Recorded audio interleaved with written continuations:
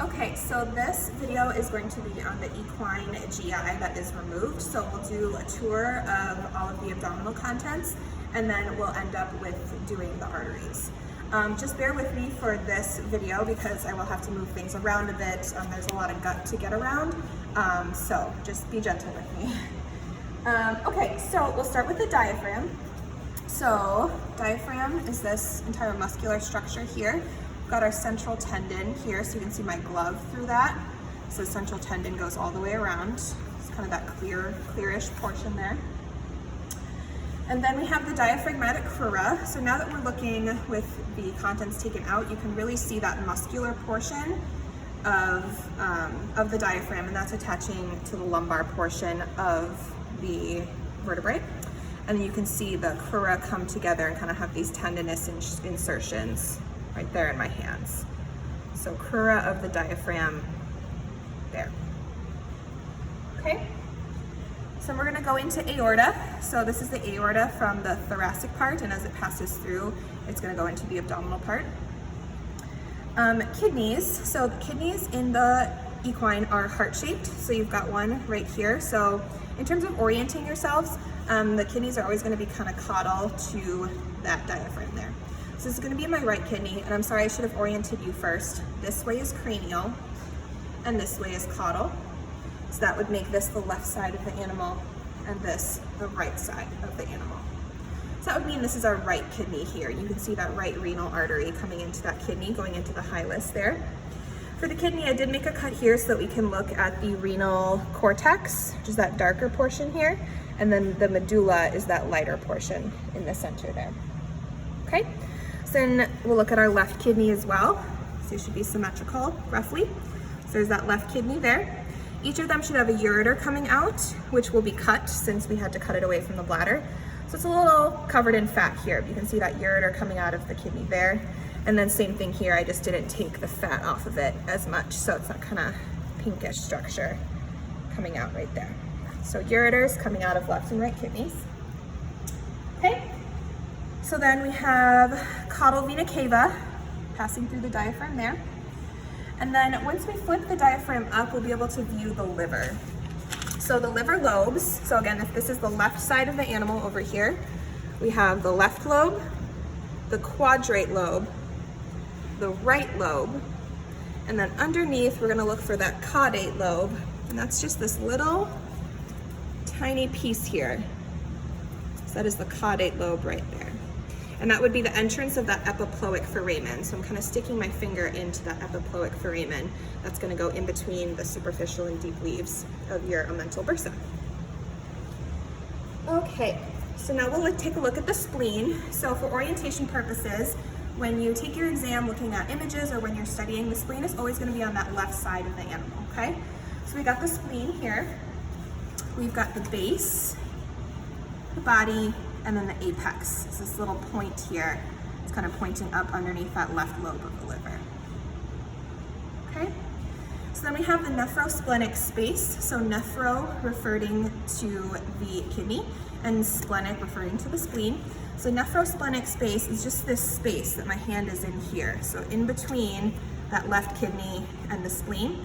And that's important to know because loops of bowel can get stuck in that space there. So nephrosplenic space. And then the nephrosplenic ligament is just this connective tissue in between the kidney and the spleen. Nephrosplenic ligament. Okay? So then we'll just cover the esophagus again, coming through the diaphragm here, and you can tell because it kind of has that kind of ribbed appearance there of that smooth muscle. All right, so entering the esophagus enters the stomach. So in order to see the stomach, I'm gonna flip up the diaphragm and I'm gonna flip up the liver here. So to get you oriented, again, this is the left side that I have my hand on. So the esophagus is entering right up in here. So that would make this portion here the fundus of the stomach. So this entire structure is the stomach. We've got the fundus. The cardia is the area that the esophagus is immediately entering. So we can't really visualize the esophagus really well from here, but you should know that the cardia is that area that's right at the top of the stomach where the esophagus is entering. Then we go to fundus, this domed shape here. Then we've got the body, it's this whole section here. And then the pyloric region is that funneling down. So I know, again, it's hard to see, so it's not like perfectly dissected out, but if this was the body of the stomach, then the pylorus is this kind of starting to, this caudal third, this kind of funneling down right here. And then your pylorus would be interior in there. So that's that sphincter leading to the duodenum. Okay? And then we have the greater curvature of the stomach, so the greater omentum, all of this that's attaching to that greater curvature of the stomach. That should be a review from small animal. And then lesser curvature of the stomach is going to be up here. So again, review from small animal. Okay? So then moving from the stomach, we move into the duodenum. So let me just find my place here and then I'll point it out to you. Okay? So I have the pyloric region of the stomach in my hand here, and you can see it kind of turns around right here and turns into this tube-like structure. So that's going to be the start of the duodenum. Okay? All right, so all of that coming out is going to be descending duodenum. And yeah, kind of do a little flip around here so you can see it from my side. So stomach here, greater curvature, descending duodenum coming out of the stomach, and it's descending, right, because going this way is caudal. So I'm going to lift this right lobe of the liver up, so descending duodenum, okay? And then one important thing to note about the descending duodenum, so again, we're just following it along here, just kind of putting the liver back down where it would normally sit, is we have this caudal flexure of the descending duodenum. That's hanging out right by that right kidney. So that is called the caudal flexure of the caudal flexure or caudal loop of the duodenum. So that's that area there. So then we turn into a short ascending duodenum. So it's descending coming down with that caudal flexure, caudal loop right by that right kidney. It's also sitting right on top of that cecum, which we'll get to, so that can also help you orient yourself to where the cecum is. So caudal flexure, caudal loop of that duodenum, and then we turn into ascending duodenum. So you can see we're turning up, back towards the cranial portion. Okay. So one thing I do want to point out is the mesoduodenum. So you'll remember that the mesenteries are named for what they're connected to. So basically anything connecting to that duodenum is going to be mesoduodenum. Okay, so that's that connective mesentery there, mesoduodenum. Okay. So then from duodenum, we move into jejunum. So we went from ascending duodenum, kind of flips around underneath here. You can see my fingers coming back over on this side, so kind of went from the right side of the body to the left side. And now we're gonna look at a bunch of the jejunum, and I'm gonna run the whole thing to make sure I don't get lost. So all of this is gonna be jejunum. It's kind of getting, there we go. And all of this connecting mesentery would be mesojejunum.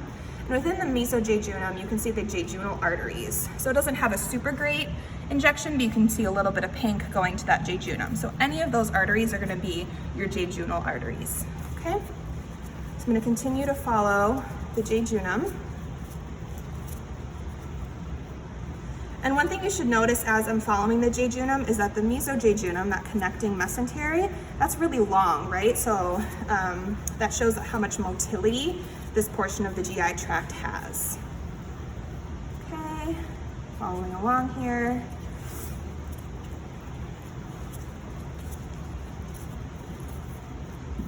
Continuing, you can see how much there is of it as well. Okay, and we're kind of twisting around here. I'm just gonna move this portion of bowel over there. All right, so now we're getting close to our next section.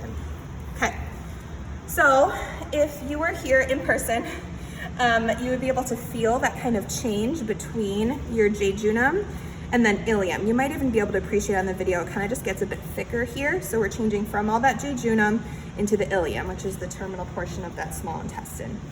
Okay? So then we get to this big, empty kind of sac sitting right here. So you can see it kind of has that comma shape. So that is gonna be our cecum there. All right, so then this is the cecum, as we just mentioned. So it's got that comma shape there. And one thing I do wanna point out is this ileocecal fold. So we've got the jejunum was coming in here, we turned into ileum. We know that this is our cecum here. So we got that big comma shape with that apex of the cecum. And we've got this fold right here attaching in between that ilium and that cecum. So that is the iliocecal fold. Okay, so that's an important landmark to help you orient yourself when you're studying iliocecal fold. Okay, so again, I would plan on reviewing the dry specimen of the equine large intestines, as long as you have a base for understanding for that. I would start with that and then come to this video, because it can be just a little bit more confusing when you're looking at a wet specimen. So again, we've got the cecum, so we got the base, the body, and the apex, that point right there. Okay? All right, so then from our cecum, you'll recall that we're moving into our right ventral colon. So I'm just gonna get this situated for a moment. Okay. So, in my right hand here, I have the right dorsal colon. And then in my left hand is our right ventral colon. So you have to imagine that they're sitting on top of each other like this.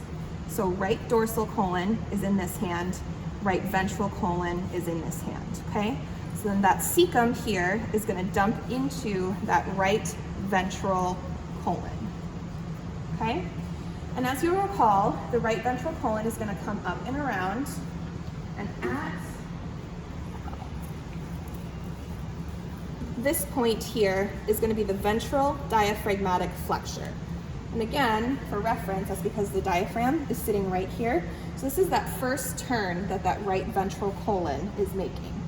So ventral diaphragmatic flexure. Again, ventral colon is in this hand, dorsal colon is in this hand, and they're sitting on top of each other like a double horseshoe shape. Okay? So right ventral colon, since it's turning around, we now have to have a name change.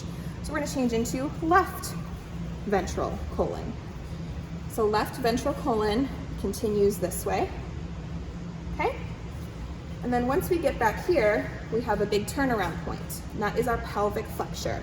Pelvic flexure is always going to be on the left side of the animal.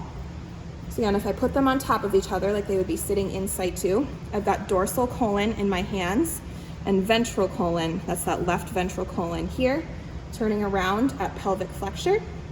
So since we have a flexure, we have a name change. So now in my hands, I have left dorsal colon. So it's sitting dorsal to that ventral colon. Okay? Left dorsal colon comes up here. And then we have another turnaround point where it's starting to descend this way. So now this is our dorsal diaphragmatic flexure. So dorsal diaphragmatic flexure, ventral diaphragmatic flexure in my two hands. Okay? So then we switch into our kind of terminal portion here, which is going to be our right dorsal colon. And you'll see it's much more enlarged compared to that ventral colon sitting underneath it. So all of that is going to be right dorsal colon. Okay? One thing I do want to point out is that band and saculations. So I have in my hand the right ventral colon here. You can see that band really nicely running along that ventral surface, which is creating these saculations, right? Compared to the dorsal colon, you can see doesn't have as many of those nice defined saculations and doesn't have that band. So again, that band and those saculations it creates is distinct to that ventral colon on both sides. Okay? All right. Mesocolon is going to be anything connecting to the colon, so all of this, you can see my gloves through, is going to be mesocolon. Okay? So after that right dorsal colon comes around, we move into transverse colon. And I'm just going to find that for you here. I'm just going to trace backwards, and then I'll show you that.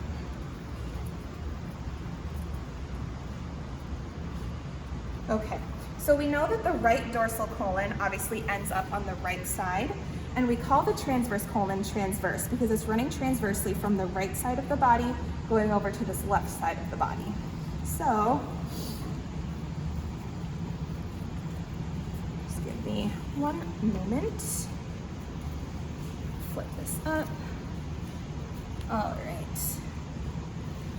So it's not super easy to see on this specimen, but again, if you use the word to help you parse out what it's doing, right dorsal colon was coming under this liver here. Your transverse colon is coming across here. So transverse colon is coming kind of coming underneath in this area here. So transverse colon is running like this from the right side to the left side. Okay? And then we are going to move into our descending colon, which is also known as the small colon in the pony. So all of this is going to be our descending or small colon. This one's a bit easier to follow because in general it's kind of more of a straight line, if you will. Not as many turns to it, okay? One thing I do want to point out about that descending colon is it does have a mesenteric band and an anti-mesenteric band. So the anti-mesenteric band is going to be on the side that's not connected to the mesentery, which is why it's called anti-mesenteric. So you can see a really nice portion of it right there. Anti-mesenteric band on that descending small colon. And then the mesenteric band is going to be connected to that area of the mesentery. And so it's not as easily seen as it is felt, so you would feel like a nice thick band in this region here. So that would be the mesenteric band of that descending colon or small colon. Okay, so now we're going to go over the arteries. So arteries you need to know. We have aorta passing through that diaphragm. We kind of opened it up here. So that aortic hiatus would have been about here. We just kind of opened it up so we could see a little bit better. So thoracic aorta, abdominal aorta. The first one you need to know is the celiac artery. So the first major artery coming off in that abdominal region is going to be your celiac artery. Okay, so that guy right there. One thing to note is that these terms should be a review from small animal. So they should sound pretty familiar to you. So celiac artery then gives off 3 arteries. They kind of actually go like this where my fingers are. They're going to be splenic, hepatic, and left gastric. And you should know based on their name where they're going. So usually the first one to come off is splenic. So again, this whole thing is celiac. And then you'll see this first branch coming off right here. So what I'm going to do is I'm going to put my finger underneath that, and then I'm going to flip this up. And you should be able to see my finger poking through right here. So in my right hand here is the spleen. So my left finger was coming from what I thought was going to be the splenic artery, and then I pulled up that spleen, and now I can see the continuation, and I can confirm that that is indeed my splenic artery running along that spleen there. Okay, so then we'll go back to our original view, celiac artery. We decided that this one was splenic right here. So in the next 2, we have to find our hepatic and left gastric. So you can see we've got 2 more branches here. So this one over here was splenic. So now we need to figure out which one is our hepatic and which one is our left gastric. So I'm going to put my finger around this second branch here. I'm going to kind of flip things up here. So I'm just kind of taking the liver and flipping it caudally. All right, and you can see my finger poking through here. Perfect. And so you can see that artery continuing up this way. I'm gonna put my finger where it's ending, and then I'm just gonna flip it back so you can see where it is. So my finger was coming through right here. And again, this is the stomach. So it's coming to that lesser curvature of the stomach. So we know the left gastric artery supplies that lesser curvature of the stomach. So that one that we just followed is the left gastric artery. Okay, so then we'll go back to our original point, celiac artery. We trace the first one to splenic, the next one to left gastric. So then this third one coming more towards me this way should be our hepatic. We'll confirm that by putting my finger around it. Again, flipping the diaphragm and the liver kind of caudally here. Perfect, and you can see my gloved finger coming through here, tracing up here and going straight into these liver lobes right here.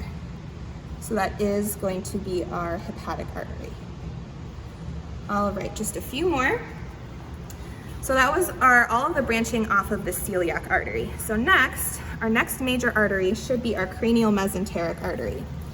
So it's actually diving deep down right in there, in between my fingers. You can see the renal arteries are coming off very shortly after it going to the kidneys there. So that cranial mesenteric artery is here, right in front of my finger. So celiac artery, cranial mesenteric artery coming through right there.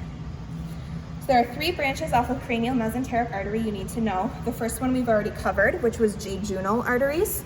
So again, just taking kind of these left abdominal contents, pulling them up. So remember that we covered the jejunal arteries. So just remember that jejunal arteries do come off of that cranial mesenteric artery. Okay, so then we're gonna go back to our colon to identify our right colic artery and our colic artery. So I'm just gonna kind of put this back into place here. Bring the diaphragm back. So again, now we're back in the region of that pelvic flexure over here again, which is always on the left side. So our colic artery branch, which is coming off of cranial mesenteric artery, is on the ventral colon. So I'll pull it up just to get oriented. So in my hands is the left dorsal colon, underneath is left ventral colon. Now I'm just gonna lay it flat. So ventral colon is here. So this should be our colic artery branch coming off of the cranial mesenteric artery. Okay? So then it actually anastomoses right out on that pelvic flexure where we're turning into our dorsal colon. So this is now our right colic artery. So colic artery is on the ventral colon, on the left ventral colon. It anastomoses around that pelvic flexure, and on the left dorsal colon, it is now called the right colic artery coming around here. Okay, and that should be it on the equine GI viscera.